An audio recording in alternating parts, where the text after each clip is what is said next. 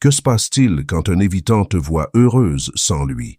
De l'extérieur, tout semble indiquer qu'il va parfaitement bien, qu'il a tourné cette page sans le moindre problème, mais en privé, il cherche des signes de toi, surveille discrètement ton activité en ligne, remarque quand tu changes ta photo de profil, quand tu publies quelque chose de nouveau, quand tu sors avec d'autres personnes, et en te voyant reconstruite, rayonnante, avançant sans avoir besoin de lui, il se confronte à une panique silencieuse qu'il ne montrera jamais.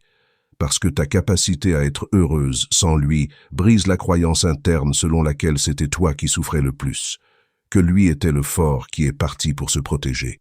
L'évitant qui croyait avoir pris la bonne décision en s'éloignant se trouve face à une réalité qu'il ne s'attendait pas à devoir affronter. Si tu t'es déjà demandé pourquoi ils reviennent exactement quand tu sembles aller bien, reste jusqu'à la fin. Le bonheur de quelqu'un que tu as soi-disant laissé derrière toi ne devrait pas t'importer si tu es vraiment passé à autre chose. C'est la logique de base que n'importe qui appliquerait. Mais dans le cas de l'évitant, cette logique se brise de manière qu'eux-mêmes ne comprennent pas totalement. Quand ils te voient heureuse sans eux, ils n'éprouvent ni soulagement, ni confirmation d'avoir pris la bonne décision. Ils vivent quelque chose de bien plus complexe et troublant qui défie toute la narration qu'ils ont construite autour de la rupture. D'abord, observe ce qui se produit au moment exact où l'évitant perçoit ton bonheur. Cela peut être une photo sur les réseaux sociaux où ton sourire semble authentique, un commentaire d'un ami commun mentionnant que tu as l'air incroyable ces derniers temps, ou même une rencontre fortuite où ton énergie est complètement différente de celle que tu avais pendant la relation.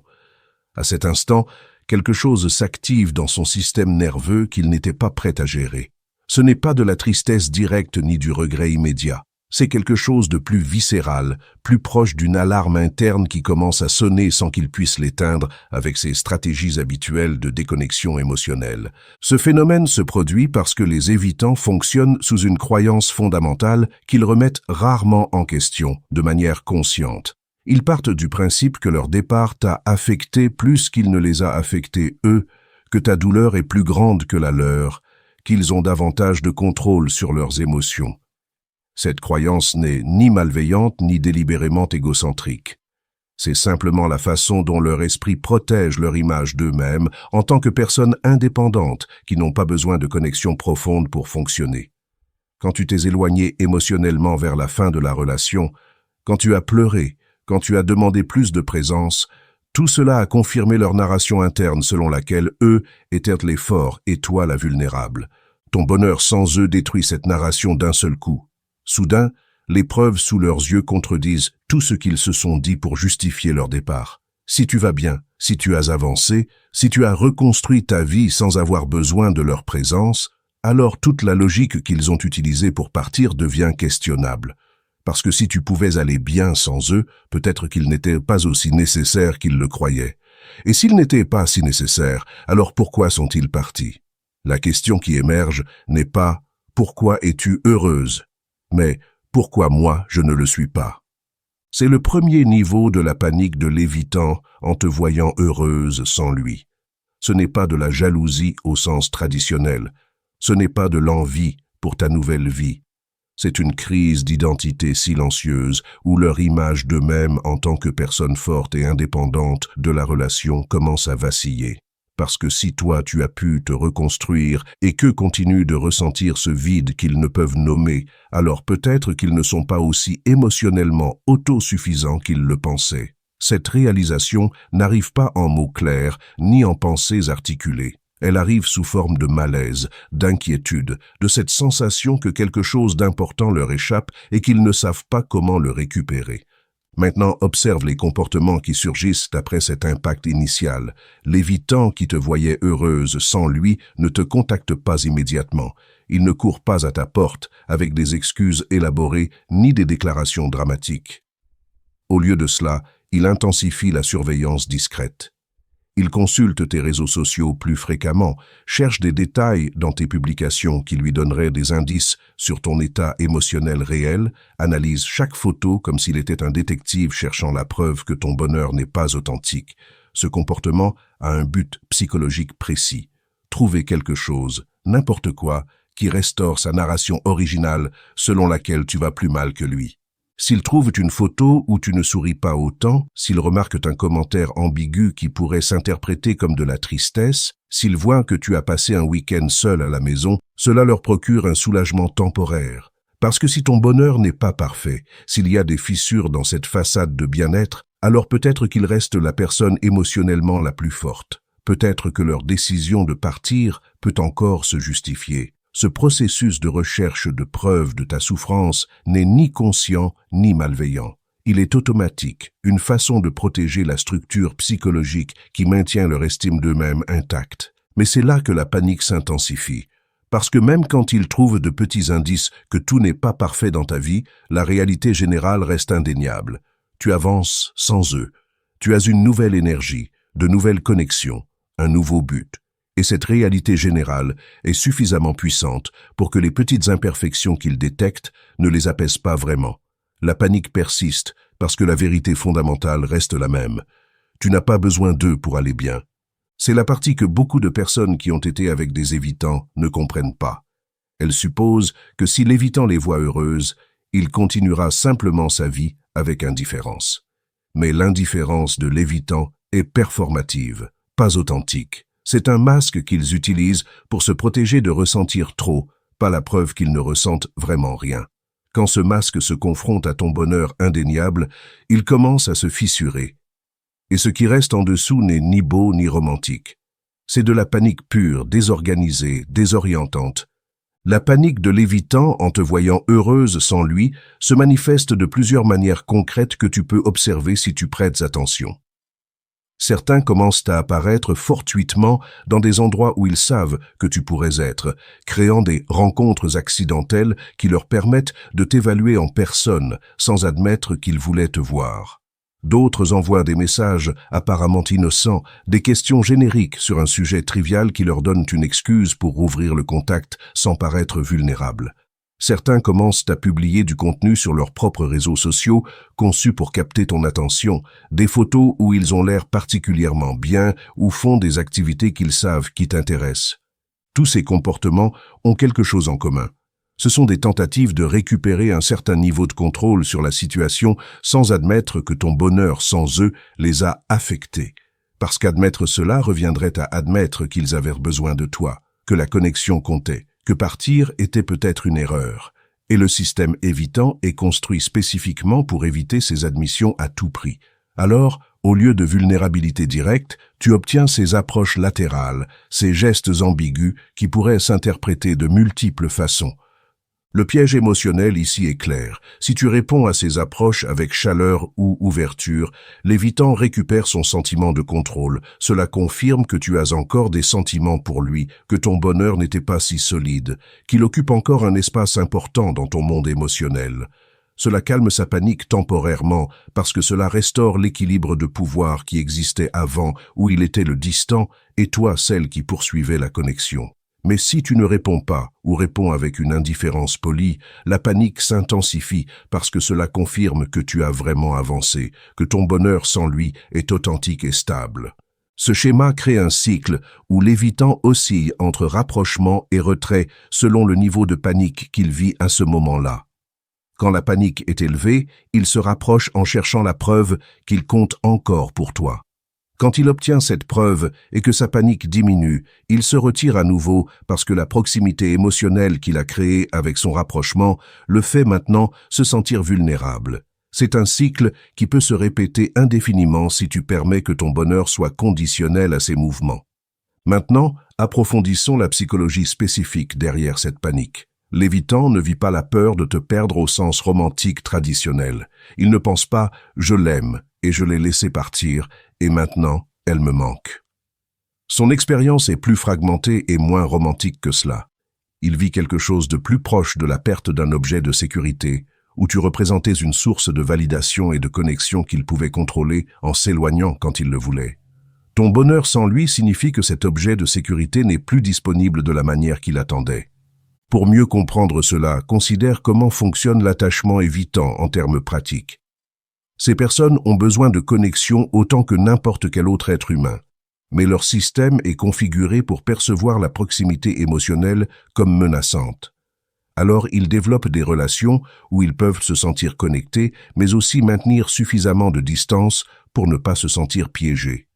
Quand ils mettent fin à une relation, leur attente inconsciente est que l'autre personne restera émotionnellement disponible à un certain niveau, que tu continueras d'être une option vers laquelle ils peuvent revenir s'ils décident un jour qu'ils veulent à nouveau de la connexion. Ton bonheur détruit cette attente. Tu n'es plus une option disponible. Tu n'attends plus au même endroit émotionnel où ils t'ont laissé. Cela génère de la panique parce que cela signifie qu'ils ont vraiment perdu quelque chose, que leur décision de partir a eu des conséquences réelles qu'ils ne peuvent annuler en revenant simplement quand cela leur convient. C'est similaire à quelqu'un qui garde un objet précieux dans un endroit sûr et quand il décide finalement qu'il le veut, il découvre que cet objet n'est plus là. La perte devient réelle d'une manière qu'elle ne l'était pas tant que l'objet restait disponible. Cette panique se connecte aussi à la peur profonde de l'évitant d'être remplaçable.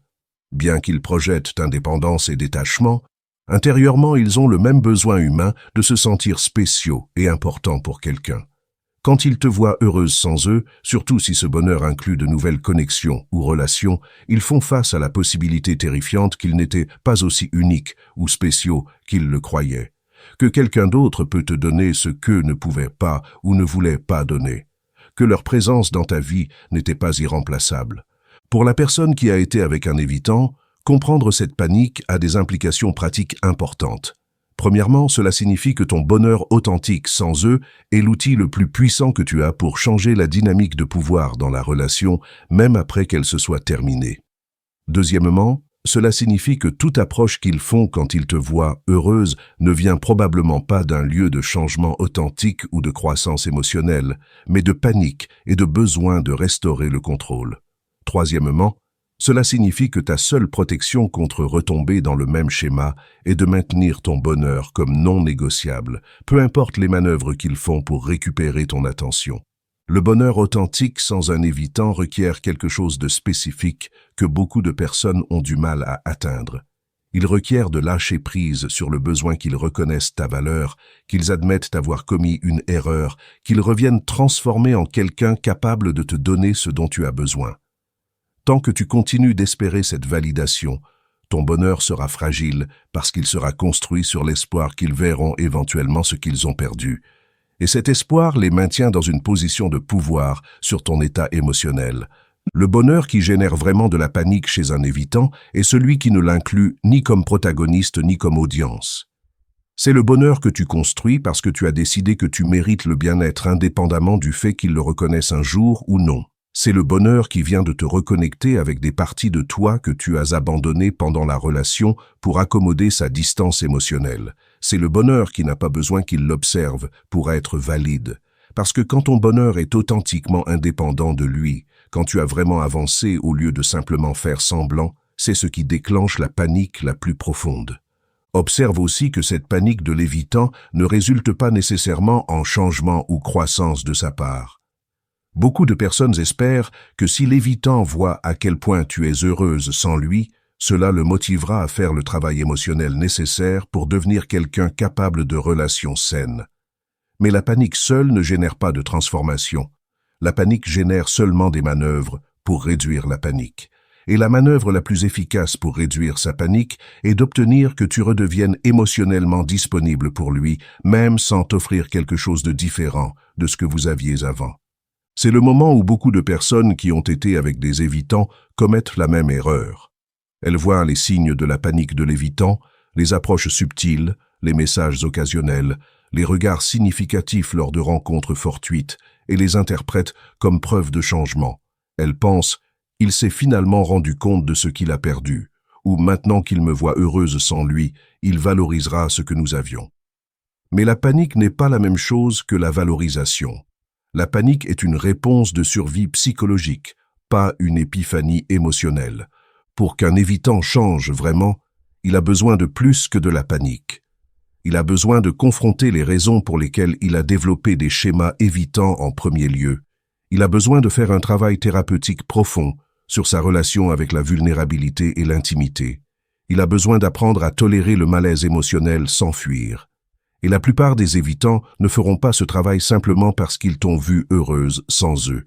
Ils feront suffisamment pour calmer leur panique, ce qui signifie généralement récupérer un peu de ton attention émotionnelle, mais pas suffisamment pour construire une relation saine avec toi. Alors, que fais-tu avec cette information? Premièrement, reconnais que la panique de l'évitant, en te voyant heureuse sans lui, n'est ni ta responsabilité, ni ton problème à résoudre. Ce n'est pas ton travail de l'apaiser, ni de lui donner la preuve qu'il compte encore pour toi. Sa panique est la conséquence de ses propres choix et schémas, pas de ton bonheur. Deuxièmement, utilise cette panique comme confirmation que tu es sur le bon chemin. Si ton bonheur génère de la panique en lui, cela signifie que tu as vraiment avancé d'une manière qui menace le contrôle qu'il avait sur la dynamique entre vous. C'est du progrès, pas du recul. Troisièmement, maintiens tes limites fermes quand il fait des approches depuis ce lieu de panique. S'il te contacte avec des prétextes triviaux, tu n'as pas besoin de l'ignorer complètement, mais tu n'as pas non plus besoin de lui donner l'accès émotionnel qu'il recherche. Tu peux répondre poliment, sans t'ouvrir émotionnellement. Tu peux être aimable sans être disponible. Cette distinction est cruciale parce qu'elle protège ton bonheur tout en évitant de créer un drame inutile qui ne ferait que compliquer ton processus d'avancée. Quatrièmement, reconnais que la panique de l'évitant sera probablement temporaire si tu maintiens tes limites de manière cohérente. Une fois qu'ils se rendent compte que ton bonheur est stable et que leurs approches ne fonctionnent pas pour récupérer ton attention émotionnelle, ils finiront par se retirer à nouveau et chercher une autre source de validation. Cela peut faire mal parce que cela confirme qu'ils n'ont pas vraiment changé, qu'ils n'ont pas fait le travail profond nécessaire pour être capables de relations saines. Mais c'est aussi libérateur parce que cela te permet de clore ce chapitre définitivement. Cinquièmement, utilise cette connaissance sur la panique de l'évitant pour renforcer ta compréhension que sa distance émotionnelle pendant la relation n'a jamais été à propos de toi. Ce n'était pas parce que tu n'étais pas assez, pas intéressante, pas précieuse. C'était parce que son système était configuré pour percevoir la proximité comme menaçante. Et maintenant qu'il te voit heureuse sans eux, ce même système génère de la panique parce qu'ils ont perdu le contrôle sur quand et comment accéder à la connexion avec toi. Rien de cela n'a à voir avec ta valeur inhérente. Tout a à voir avec leur schéma d'attachement dysfonctionnel. L'ironie finale dans tout cela est que le bonheur qui génère le plus de panique chez un évitant est exactement le bonheur que tu as le plus besoin de cultiver pour ton propre bien-être. Ce n'est pas le bonheur performatif que tu publies sur les réseaux sociaux en espérant qu'il le verra. Ce n'est pas le bonheur forcé que tu feins pour te convaincre que tu as dépassé la relation. C'est le bonheur authentique qui vient de te reconnecter avec toi-même, d'établir des limites saines, de choisir des personnes émotionnellement disponibles, de te valoriser suffisamment pour ne pas accepter des miettes d'affection déguisées en relation. Quand tu construis ce bonheur authentique, la panique de l'évitant devient non pertinente. Tu ne te soucies plus de savoir s'il surveille tes réseaux sociaux ou s'il pose des questions sur toi à des amis communs. Tu ne te soucies plus de savoir s'il revient éventuellement avec des excuses ou des promesses de changement. Parce que ton bonheur ne dépend pas du fait qu'il reconnaisse ta valeur ou admette avoir commis une erreur. Ton bonheur existe indépendamment de lui, et cette indépendance est exactement ce qui le terrifie. Il y a quelque chose d'autre que tu dois comprendre sur le timing de cette panique. Les évitants ne vivent pas la panique immédiatement après la rupture. Durant les premières semaines ou même les premiers mois, ils se sentent généralement soulagés. La pression de devoir être émotionnellement présent disparaît, ils récupèrent leur espace personnel, ils peuvent respirer sans sentir la demande constante d'intimité que la relation créait. Cette période de soulagement renforce leur croyance qu'ils ont pris la bonne décision, qu'ils vont mieux seuls, que la relation était le problème. La panique arrive plus tard, quand ce soulagement initial se transforme en quelque chose de plus vide. Quand ils se rendent compte que la solitude qu'ils recherchaient ne se sent pas aussi satisfaisante qu'ils l'espéraient. Quand ils commencent à remarquer qu'ils ont éliminé la pression émotionnelle, mais aussi éliminé la connexion qui, bien qu'inconfortable, leur donnait un certain sens de but et d'appartenance. Et juste à ce moment vulnérable, quand ils commencent à questionner s'ils ont vraiment fait ce qui était juste, ils te voient heureuse sans eux. Cette combinaison de vulnérabilité interne, plus la preuve externe de ton bien-être, est ce qui déclenche la panique la plus intense. Beaucoup de personnes interprètent mal ce timing et pensent que l'évitant s'est finalement réveillé ou rendu compte de ce qu'il a perdu. Mais ce qui s'est vraiment passé, c'est que son cycle émotionnel interne a atteint un point où il a besoin de validation. Et juste à ce moment-là, il te voit prospère sans lui. La panique ne vient pas d'un amour renouvelé, ni d'une appréciation profonde de qui tu es. Elle vient de la collision entre son besoin interne de validation et la réalité externe que tu n'es plus disponible pour fournir cette validation comme tu le faisais avant. Cette différence est cruciale parce qu'elle détermine comment tu interprètes ces approches quand il finit par les faire. Si tu crois qu'elles viennent d'un lieu de reconnaissance authentique de ta valeur, tu répondras probablement avec espoir et ouverture. Si tu comprends qu'elles viennent d'un lieu de panique et de besoin de validation temporaire, tu répondras probablement avec prudence et limite ferme. Une réponse te maintient dans le cycle de poursuivre la connexion avec quelqu'un émotionnellement non disponible. L'autre réponse te protège et te permet de continuer à avancer. Il est aussi important de reconnaître que tous les évitants ne vivent pas cette panique de la même manière ou avec la même intensité. Certains ont suffisamment de conscience de soi pour reconnaître ce qui se passe intérieurement, bien qu'ils n'aient pas nécessairement les outils pour le gérer de manière saine. D'autres sont tellement déconnectés de leurs propres émotions que la panique se manifeste seulement comme une irritabilité vague ou une inquiétude inexplicable sans qu'ils connectent consciemment ces sentiments avec le fait de te voir heureuse sans eux. Les évitants avec plus de conscience de soi peuvent même admettre verbalement que ton bonheur les affecte, qu'ils se sont rendus compte qu'ils ont commis une erreur, qu'ils veulent réessayer. Ces admissions peuvent sonner prometteuses, mais tu dois évaluer si elles sont accompagnées de changements comportementaux réels. Cherchent-ils une thérapie? Lisent-ils sur l'attachement évitant et travaillent-ils activement sur leur schéma? Peuvent-ils tolérer des conversations sur les émotions sans se retirer ou minimiser? Si les mots ne sont pas accompagnés d'actions cohérentes, alors ce sont probablement juste des manœuvres pour calmer leur panique temporaire, pas la preuve d'une transformation authentique. Les évitants avec moins de conscience de soi sont d'une certaine façon plus faciles à gérer parce que leurs approches sont plus évidentes et moins persuasives. Ils envoient des messages vagues à minuit, apparaissent dans des endroits où ils savent que tu seras, font des commentaires passifs-agressifs sur ta nouvelle vie. Ces approches sont plus faciles à reconnaître pour ce qu'elles sont. Des tentatives maladroites de récupérer ton attention sans avoir à faire le travail vulnérable d'admettre qu'ils te regrettent ou qu'ils ont commis une erreur. Indépendamment du niveau de conscience de soi de l'évitant, ta réponse doit être la même.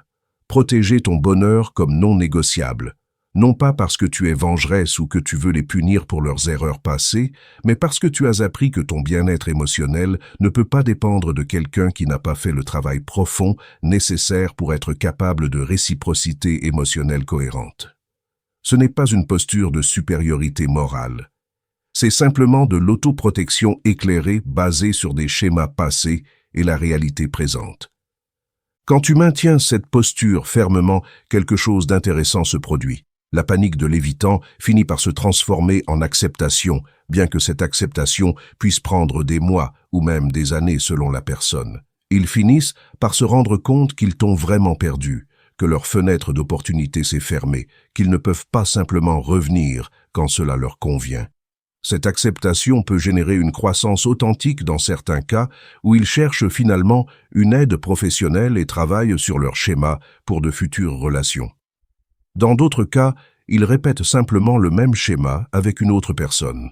Ce qu'ils font après avoir accepté la perte n'est plus ta responsabilité ni ta préoccupation.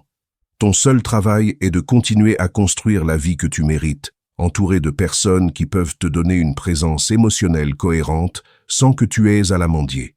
Ton seul travail est d'honorer le processus difficile que tu as traversé pour arriver à un lieu de bonheur authentique et de protéger ce bonheur de tout ce qui ou toute personne qui menace de te l'enlever à nouveau. Si tu regardes cette vidéo parce que tu viens de sortir d'une relation avec quelqu'un d'évitant ou parce que tu es en train de te reconstruire après une telle relation, je veux que tu comprennes quelque chose de fondamental. La meilleure vengeance n'est pas de faire en sorte que l'évitant ressente de la panique en te voyant heureuse. La meilleure vengeance est de construire une vie tellement authentiquement satisfaisante que tu finisses par oublier que tu as un jour voulu te venger.